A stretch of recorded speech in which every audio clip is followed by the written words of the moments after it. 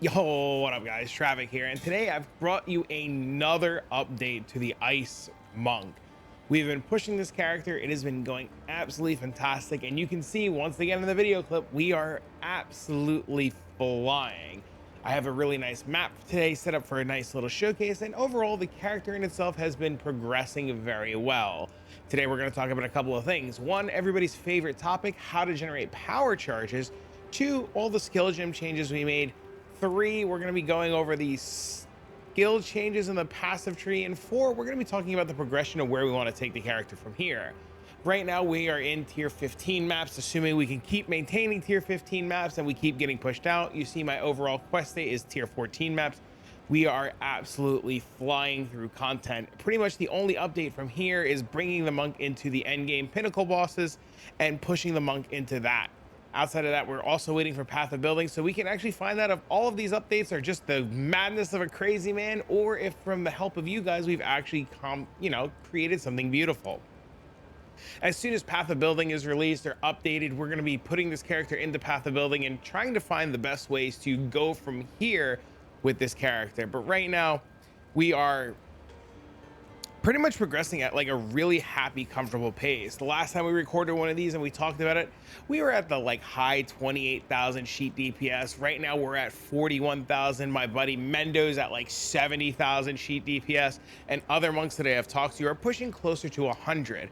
And a lot of that is due to just having 5 links. There's the whole better weapon, having like a 650 DPS staff, and there's a couple of things that really go hand in hand. But today we're going to continue with the progression of where we're at, how things are going, and the changes that we have here that are pushing other monks really far. Now, a lot of the changes that you're going to see here are the same thing that these guys with the 60, 70, 80,000 sheet DPS are doing, because we're all working on this together. And the biggest takeaway factor is the biggest thing that makes your monk really shine is the weapon. Having an awesome weapon will put you over the top over your friends and over the top of everything else going on. So that's the big takeaway. You want an absolute monstrous weapon. But let's kind of go into what's going on and what we're working with. Right now, Ice Strike in itself is at a whopping 41,695. We are at a almost 31% crit chance. We get a couple levels, we get crit on our staff. We're going to be at a beautiful, beautiful high level of damage. Right now, my staff does not have any base crit outside of the standard 10%. If I had a Gothic staff with a crit roll, our damage would skyrocket to the absolute moon. Like if I had a 450 staff with like crit damage or crit chance, we would just blow our damage out of the water. Like absolutely positively out of the water, without a doubt. We've changed some links on Ice Strike. We've decided to put in Heft. Heft gives us 30% more maximum physical damage. You see right now we are at a whopping 41,000 with a total of 58 and change. And when we take this off, you see our cold damage goes from 45 to 58, and the damage is 34,000 to 41,000. Heft was a support suggested by you guys that really just kind of like brought our damage, really high. Heft is taking the place of Concentrated Effect. Concentrated Effect, while being 40% flat damage, felt a little bad. The more I started to map with it, the more I felt like I was missing things. So I've been kind of toying back and forth between Heft and Concentrated Effect. Now you can grab Concentrated Effect. I actually think I took it off my links altogether. And you can put in Concentrated Effect inside your Ice Strike just to kind of see how it goes and what's been going on. Sometimes it feels really good, sometimes it feels really bad. We're still using the martial tempo. That's what's giving us this 5.4 attack speed. When I take this out, we lose an entire attack per second, so we're definitely keeping this in. And you see our damage of sheet 33 going to 41. This is an absolute mainstay staple. We are never getting rid of this. Cold infusion, because we're converting all of our damage to cold via Call of the Brotherhood, which we'll go over shortly, gives us an extra 25% damage as extra cold. And you can see it's a whopping like, oh, it's a lot of damage. It's a lot of damage. And we're finishing it up with Primal Armament. Now, You can go for quality of life on your 5 link, and you can remove one of these gems and put in inspiration to fix your mana. But while we're mapping, we really don't have that many mana problems. We just press our mana flask every so often. We made some changes to the passive tree that really fix our mana problems a little bit, and we can get mana on kill jewels for while we're mapping to fix our mana. But inspiration is an absolute monstrous gem. I really recommend it, and it is something to just truly consider for while you're mapping. Inspiration makes your skills cost 40% less. And if I put this in really quick just to show it to you guys, my Ice Strike right now is 40 mana, and if I take this out, I go down to a whopping 20. So it's cutting it almost in half. Granted, your DPS is going down substantially, but having inspiration makes things feel really comfy.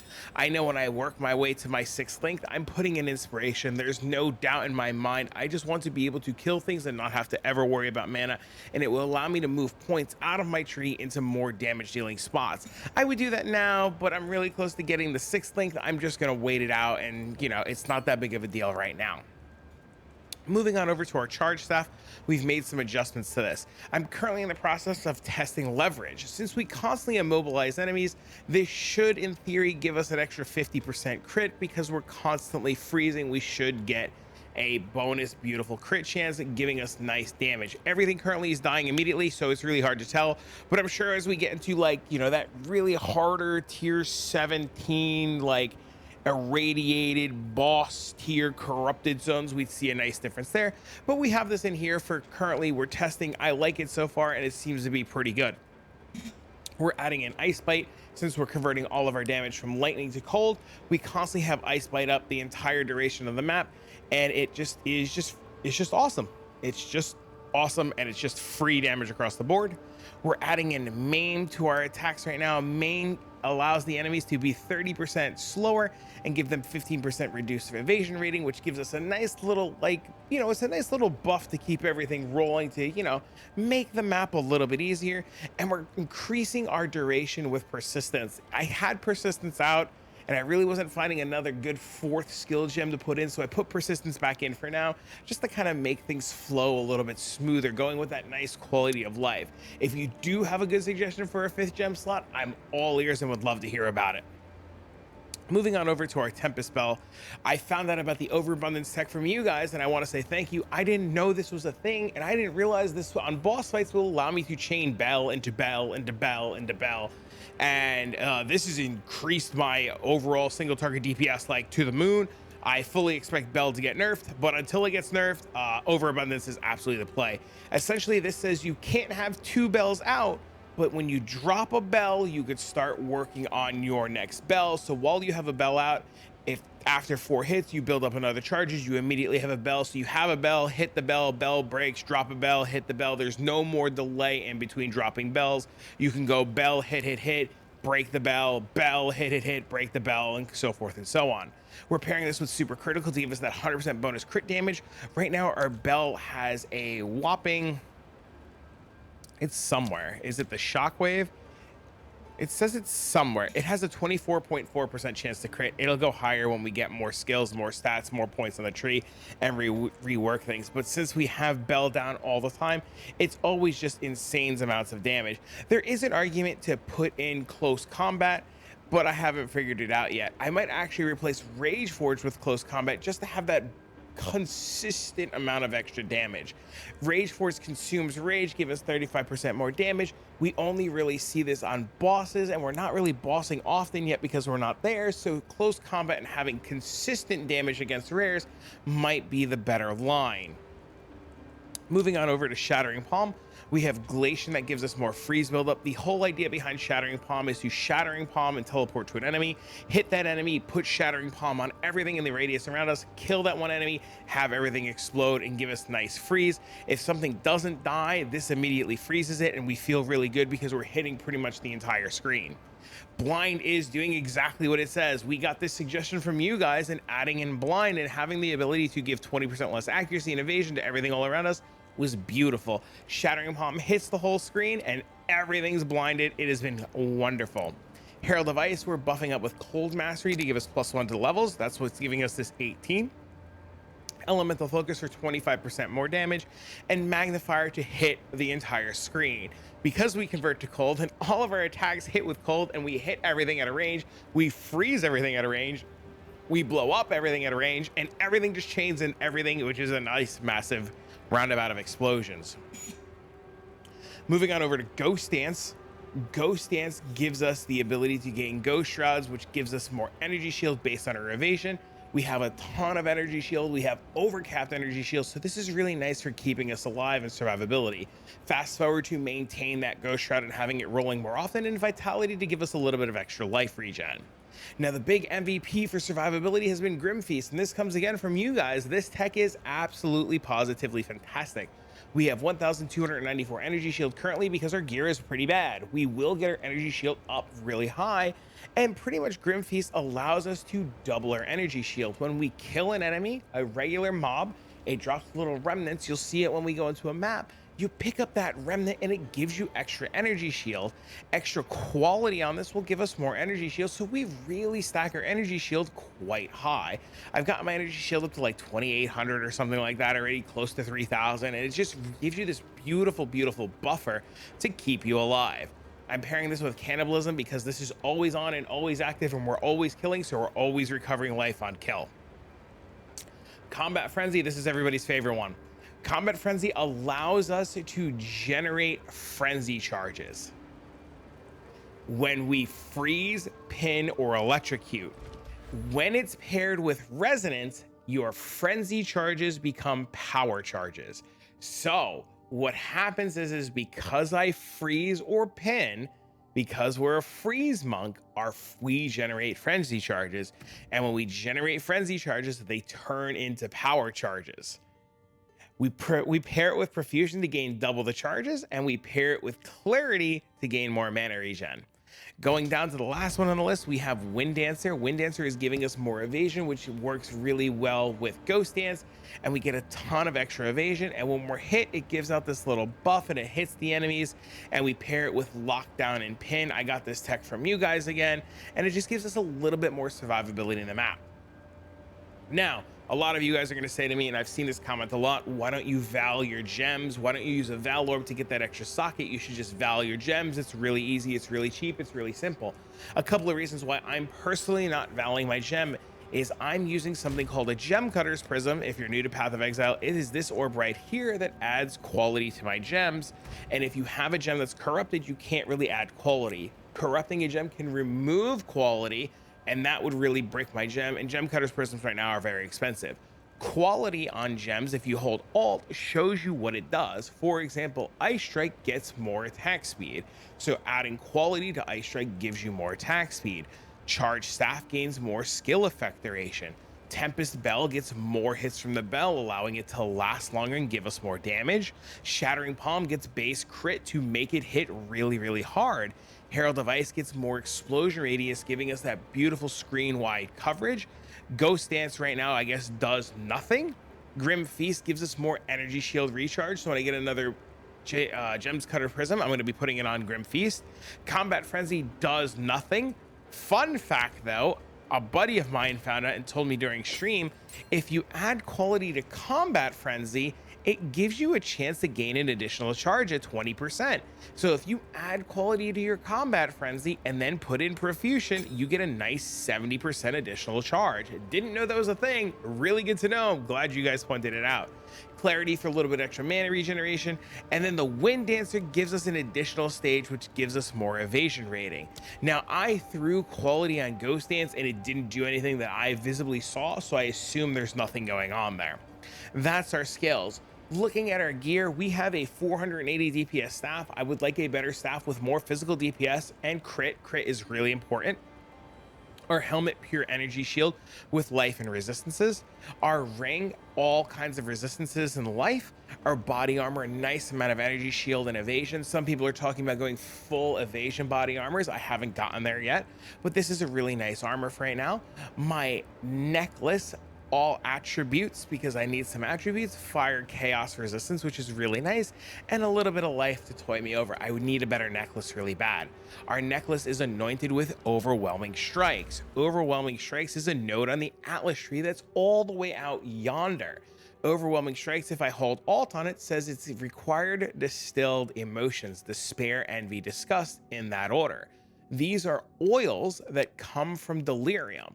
When you run delirium encounter inside of a map, they drop these oils, and these oils can be used to anoint a piece of jewelry to give you an extra effect. In our case here, we're taking overwhelming strikes for crit chance, attack damage, and attack bonus. The way this works is you get these oils. When you right click these oils, they bring up this window. You put the oils in the correct order, and it'll anoint an item with an extra stat. Okay, our gloves, resistance, resistance, resistance, a little bit of evasion. I'd like life on the gloves, but we have to replace them in the future. Our belt, same thing, resistance, resistance, life. And our boots, we're using a unique. Our unique boots grant us an additional power charge and critical strike bonus per power charge. We have 7 charges. We get 8 times 7, which is a lot of extra damage. Now, the thing that ties this whole build together, and the most important part of this build, is Call of the Brotherhood. Call of the Brotherhood says 100% of lightning damage is converted to cold. This means that our charge staff allows us to be a cold skill, and that's why we're able to have things like Ice Bite inside of it to give us that extra damage, because it is now a cold skill. Other things to note too, because of Call of the Brotherhood, I'm able to do other skills that scale really well, and I'm able to clear content depending on what I want to do. Is it called wave? Is this it? It's storm wave. For example, a really good example is we have storm wave. And if you saw my last video about how I did Sanctum or the Trials of Sekima, I was able to put on storm wave and convert storm wave to a full cold skill. And if you're a big fan of storm wave, or you're doing content where having this nice, beautiful ranged attack would be very good, Storm Wave becomes this cold skill that freezes halfway across the map. Your access to any ability to use is like the world is your oyster, and you don't have to worry about penetration, you don't have to worry about conversions, you don't have to worry about anything. Call of the Brotherhood takes care of everything. It also gives us beautiful mana regen, it gives us freeze buildup, it gives us intelligence, resistance. It pretty much fills a lot of slots. Granted, yes, you could have a rare ring, yes, you could have stats and resistances, yes, you could apply shock, but we make up the shock in other ways with our damage sources. I personally really enjoy Call of the Brotherhood. I like the defensive options that it gives me with charge staff. I like being able to freeze from a distance. I like being able to expend my X-freezes. I like being able to hit everything from a distance. And I like having the flexibility of using any lightning skill and still having that nice defensive layer. You don't have to do it my way. This is how I'm doing it. There's plenty of people who are playing Lightning Cold Monk, and it's working out very well for them. But I really like doing this setup a lot. Moving on over to the skill tree, you can see if you've been following along, we've made a lot of changes. Overall, the first big major change is we've managed to get our 4 ascendancy points. If you are struggling to get it, like I said, I have a whole video out that's on my channel. It'll be a link in the description down below. It'll walk you through how to get your 4 ascendancy points. And we got our damage, our extra cold damage, and we create chilled ground. We're ignoring all enemy resistances with every time we crit all the time. We're gaining extra evasion, or we're gaining extra spirit from the evasion body armor that we have. This is how I get that 201 spirit. When I get a better body armor, I'll get more spirit. It'll allow me to do more flexibility and change things around a little bit. And we're getting extra physical damage reduction is based on your combined armor and evasion. This is giving me PDR, or physical damage reduction, based on my evasion. Usually in Path of Exile, physical damage reduction is only based on your armor and calculated off your armor roll, but in this game, it's calculated off our evasion roll, and we have 6,000 evasion right now. This is why a lot of people are going for pure evasion bases on their chest plate, so that they can bump up this number really high. And if you get high, you can click acrobatics. So there's a world where you just don't do any energy shield and you just do life evasion on everything, and then you click acrobatics. And you can evade everything. So you have crazy evasion, crazy PDR, tons of life, but we're not really there yet. I haven't progressed that far yet. That gear is still out of reach for me, and it's something that I'm going to work towards and figure out if I want to be more evasion based or more energy shield based. Moving over to the skill tree here, we come right up the middle here. For these attack damage nodes are a ton of extra damage. This for attack and crit. This gives us extra critical strike chance, and we move this wheel and this wheel out to other things. We're taking crit chance here. Very nice. We're getting extra cold buildup and freeze here to make up for this. We're coming down here for more charges. This is giving us extra blind and extra attack damage. Attack damage is a huge multiplier for our skills and gives us tons of flat damage. We're coming over here for subterfuge mask for more evasion rating per energy shield on our helmet, which is why our helmet is pure energy shield. If we had a better helmet with 300 or 400 energy shield, we'd get an absolute metric ton of evasion. Up here, we have tons of flat attack damage, which is really nice, and tons of attack speed and a little bit of extra strength. Moving this way, we gain some beautiful critical strike chance. Here's the resonance that we spoke about earlier. And up here is the new addition. This wheel up here is really nice. We get tons and tons and tons of attack speed and reduced mana cost of skills, which brings the cost of our ice strike down. And this is how we get to that beautiful 40 number. We have a jewel here for rage on melee hit and maximum rage. This is how we're generating our rage. Over here, we're getting maximum energy shield per evasion on body armor, and just more ES and evasion here. We have a jewel here for quarterstaffs, damage, quarterstaff attack speed, and accuracy rating. And then down here, we're getting +2 power charges and critical strike chance or critical strike bonus when we consume a power charge. This does work opposite of this, as you want charges for this and you want to be spending charges for this, but you'll find out that you'll be pressing this button quite often to use charges for your charge staff, and you'll be gaining charges equally fast. So you just have this nice mid ground of always having additional charges and being able to keep up your stuff really well. Coming down over here, we're getting attack speed per dexterity. This is really, really, really nice. We're going down here. These melee nodes are tons of damage for us. And then we get melee, melee strike range, lets us hit further. We get more melee damage down here and a little bit of extra attack speed. Originally, we did have these 2 melee nodes, but we moved them up here to get that, because this was actually just overall better and it reduced the cost of skills, and we get just extra attack speed here. Coming over here, we're getting a whole bunch of flat dex right here, more dex for more of this, for more attack speed, and then we're getting a extra evasion and percent dexterity here, and extra evasion from the body armor here. Moving on over this way, same thing again, critical strike hit for attacks, attack speed with quarterstaffs. This wheel changed up a little bit.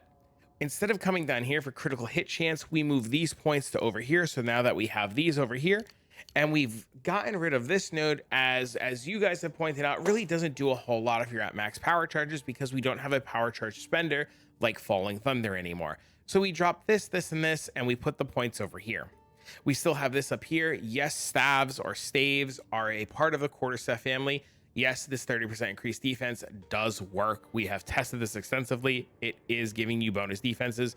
You're getting a ton of freeze up here. You're getting freeze over here, and you're getting, attack speed over here. Beautiful. We're taking the Herald node over here for more damage with our Heralds, and then we're taking all the crit nodes over here. The only other thing that we've managed to change is we've added in these mana nodes here to give us 4% reduced mana cost of skills. Once we get that 6 link with inspiration in, you really probably don't need these, and these can go towards somewhere else. I'm thinking if I were dropping these, I'd start putting them in here or somewhere else. I haven't really figured it out yet. I'm level 87. I don't know how many more levels I'm going to get. I assume I'm going to get to 90, maybe 91. It gives me another 4 points to play with, plus these 3 points to move around.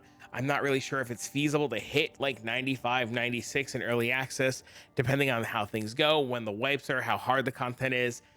I'm assuming we're going to be playing with another 4 points, roughly around 91, and that's where our character is going to cap out for early access. We'll see what happens though. We'll see how things work out, depending on how GGG does releases and whatnot, but this is where we're at. Now, in terms of everything else, we can take a look at a map really quick, and then we can go from there. Let's see, we're going to type map tier. Do we have a 13? Do we have 14? Do we have 15? Do we have a 12? We have a 12. We can do a 12. What is this? Oh, we have a 13. I lied. I have a 13. I forgot I prepped a map. Okay. Now, I do have a map ready to go. This is a crypt map. This map is a boss map and a corrupted zone. So it should be, yeah, monster level 78. If I were to put this in a different area, so if I were to put this in here, this would be monster level 77. So we're gonna put this in here. This is monster level 78 with a boss and corrupted zone, so you can see how this all pans out. Assuming I just immediately don't get insta clapped, we should be fine. We should. Keyword is should. This map has 115% more monster life. Monsters have area effect, +1 level to monsters. Monsters have more accuracy, more pack size. So it's a pretty juicy map overall. But let's see what happens. I fully expect for one archer off screen to one-shot me somewhere. Now, when I start rolling, keep an eye on my energy shield. You're going to see right away, I'm going to start racking up extra energy shields because of that Grim Feast. And then there we go. Nice little ritual precursor tablet. We're going to engage here. We're going to freeze the whole screen there. And then we're just off to the races. Once we start going and rolling and start getting charges up and running, we are pretty much good to go. You see right there, we're freezing off screen. I don't even have to get near the mobs to freeze them. And that's all because Call of the Brotherhood. It's really doing a lot of the work for me, giving me that nice extra defensive layer while also killing things immediately. There is going to be a world where sometimes you don't kill things immediately because content's going to get harder and you're really going to be happy for that freeze. I know a lot of other lightning monks are just immediately killing everything, and as you get your damage up higher, you'll probably need to freeze a little bit less and a little bit less. But until we're there and as we're progressing along, this is what we're doing. Now we'll see too when we get over to the boss in a minute. We're going to see exactly how the bell tech works. We'll have some rituals to showcase to you guys, and that'll be that. Okay, skip the rituals for now. We'll come back for it. There's a rare over here. Where'd the rare go? He moved. Okay, I'm blind. Oh, dodge the explosions. The on-ground death effects that everybody loves. The on-ground death effects that everybody loves. The amount of times that I lost those Sanctum runs or those Trials of Sekima runs because of ground effects blew my mind. Oh my God, I can't wait for things to get adjusted. And you see too, okay, because I'm gonna get sidetracked. You see this skill is pretty sweet. It allows us to teleport all around the map. It gives us really good clear. We have really good speed inside of our map. We're not inside this map very long at all. And we're just cruising. All right, so we're gonna go over to the boss here. We have no Tempest Bell, and you'll see right away just how fast we can place the spell. We have 2,400 energy shield. Hopefully the overcap doesn't wear off before we start this fight. And then there you go. There's the bell right there. There's another bell right there. There's another bell right there. And there's another bell right there. And there's another bell right there. And there's another bell right there. And then there's another bell right there. And you can see we're just racking up our bells. The boss nice and slow. Don't have to worry about anything. And there's your corrupted boss that dropped me a nice little beautiful tier 3 map, 2 tier 14 maps, and that's it. That's the whole map, man. That's the whole map. That boss was so chilled and so slowed. We had energy shields. We had no fear at all. We just stood there. Monk's really good, man. I mean, it's probably not as busted as some other classes that are doing crazy busted things, but like, it's really strong, you know? Oh, the map's actually completed. We've already done the whole map, but I mean, we'll just like run around for another minute and kill a couple more mobs. There's also this ritual that I want to do, and the other ritual's back at the beginning, so we'll finish the ritual and then we'll get out of here. I actually almost forgot about the ritual, to be honest. Like, if I'm gonna be real with you, I almost forgot about the whole ritual. I'm just kind of cruising and yapping and just like not even thinking. Okay. Knight goes there. Coming up this way. The ritual's back up here. We're gonna click this random chest. Nothing out of there. I really don't.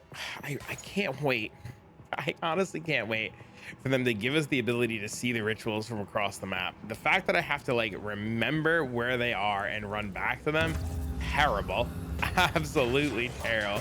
I'm hoping that they change this. I know it scales off of light radius, you guys have told me, but like, I would really like it to not scale off of light radius. I would really like it so that I could just see where the ritual is without having to remember, because some of these maps are really large, man, and I can't remember everything because the brain of a small capacity of a goldfish. Is it where was it? Is it over here? Did I go down and around? Is that what I did? Where the hell is this ritual? Ooh, stuff to sell. Is it over here? Where was the ritual? See, man, this is my point, bro. Listen, John, Mark, whoever's doing this, like, please. I can't remember where this is, man. I mean, I found it. I did, but like, bro, please. I'm begging you, bro.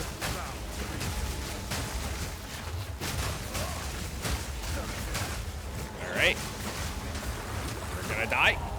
Random ground death effects. No, I saw it coming too. And that, my friends, is the entire map. Random ground death effects to finish us off. I knew it was going to happen, but it's totally worth it. Absolutely beautiful encounter. Got some loot. We feel good about ourselves, and we're off to the next map. This is a really nice zone. We got boss here, corrupted zone there, ritual there. Oh, I can't wait. I'm so excited.